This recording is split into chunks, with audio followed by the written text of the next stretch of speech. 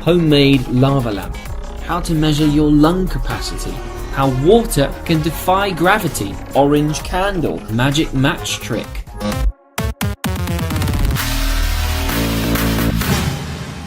Homemade lava lamp. What you're going to need for this experiment is an empty bottle, a bottle of cooking oil, a small box, a torch, some food dye, some Alka-Seltzer, a funnel, and water.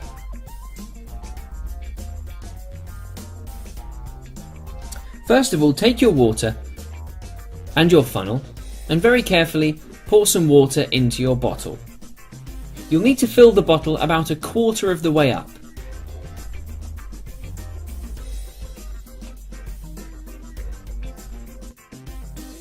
Then take your vegetable oil and using the same funnel, pour it into the bottle. You'll see that the oil sits on top of the water. This is because oil is less dense than water.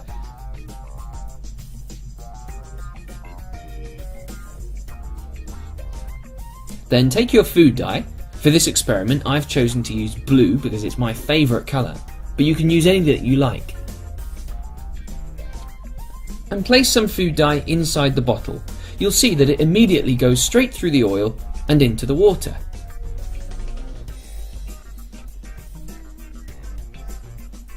Then take your Alka-Seltzer, break up one of the tablets and drop them through the neck of the bottle. As they pass through the oil and hit the water, they start to dissolve. The bubbles from the reaction then passes through the oil, carrying the food dye and the water with it, creating coloured bubbles. Isn't that great? If you want to make your lava lamp look really cool, take your light and your box with a small hole cut in the top,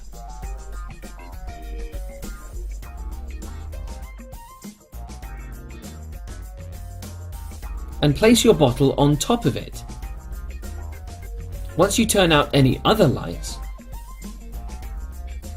and place another Alka-Seltzer inside, you'll see the same reaction happening again, but this time it looks really cool. What's great about this is you can use the same bottle again and again and again. All you have to do is break up another Alka-Seltzer and put it through the neck. And there we have it. That's how you make your very own lava lamp at home using really simple ingredients.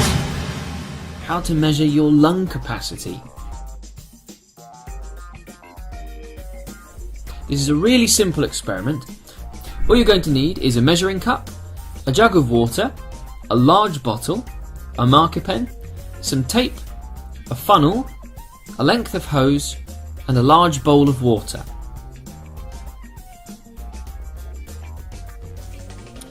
Firstly, take your tape and place a strip along the entire length of your large bottle. Make sure it's fixed securely.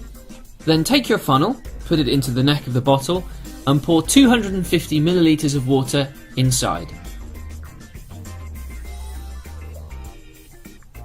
Then take your marker pen and make a small line on the level of the water. You'll need to repeat this several times until the bottle is full. Make sure to measure very carefully so that the experiment is accurate.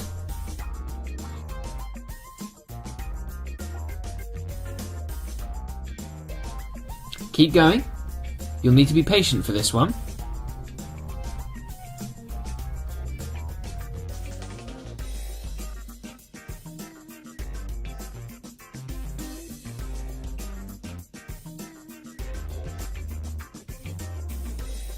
When you've made your final mark, this is what the bottle will look like.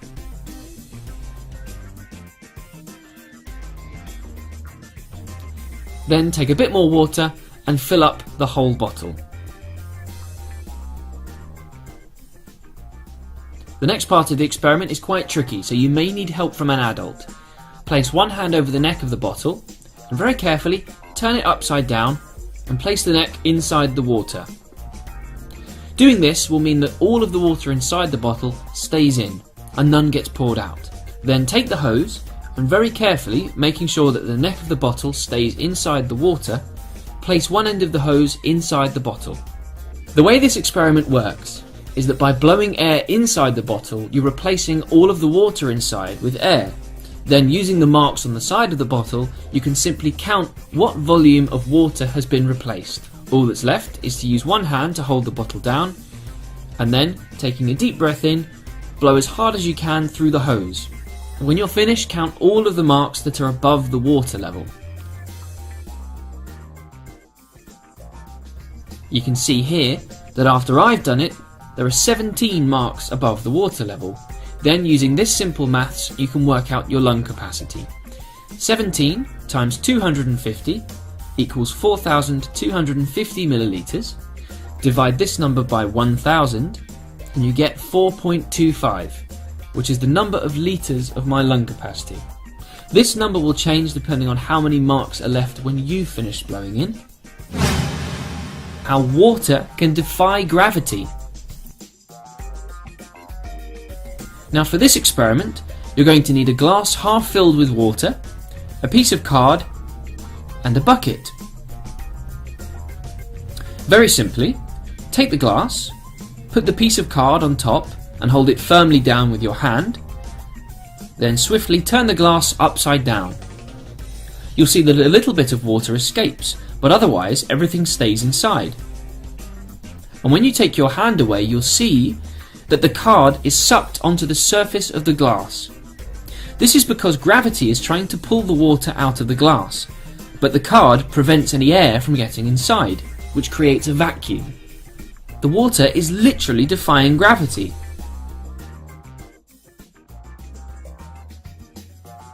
Now, if you hold the glass above your bucket and pull the card away, you'll see that the water instantly pours out. This is because air is able to get inside the glass and replace the water. And there you have it, that's how you can make water defy gravity.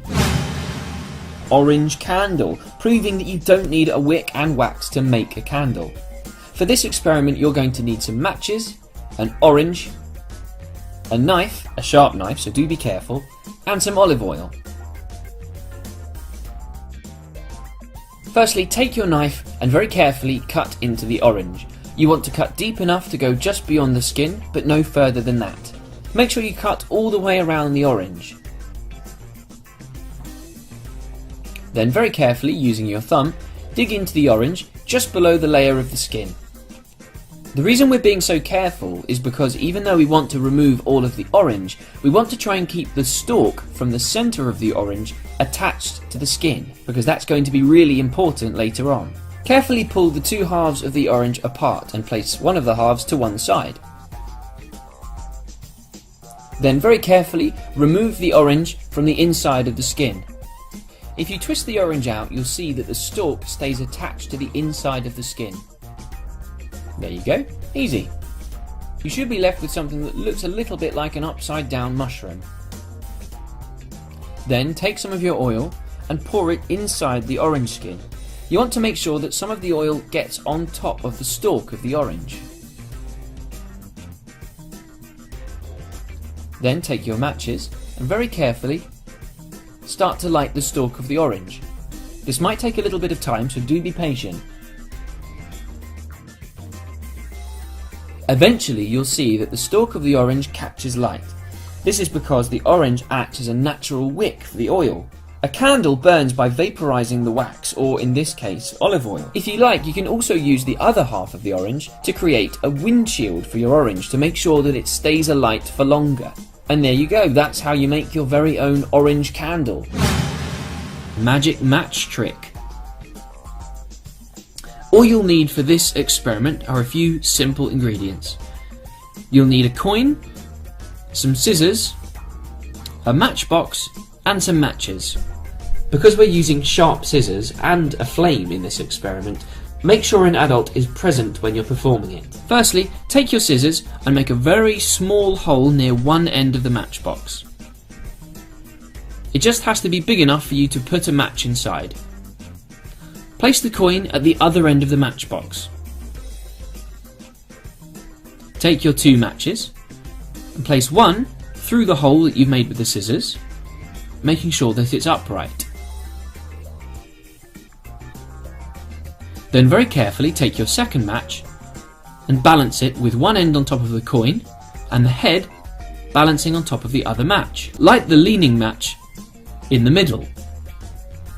You'll see that eventually the flame reaches the end of the match, ignites the head of both of the matches, and after a few seconds the match will rise up and appear to float. Then you're able to simply take the coin away very easily. The way that this works is that when the match ignites, both of the heads light at the same time. Because of the intense heat, the match heads fuse together, meaning that they stick together as they burn, and as the match curls up due to being on fire, it appears to float. And there you have it. That's how you make magic matches at home.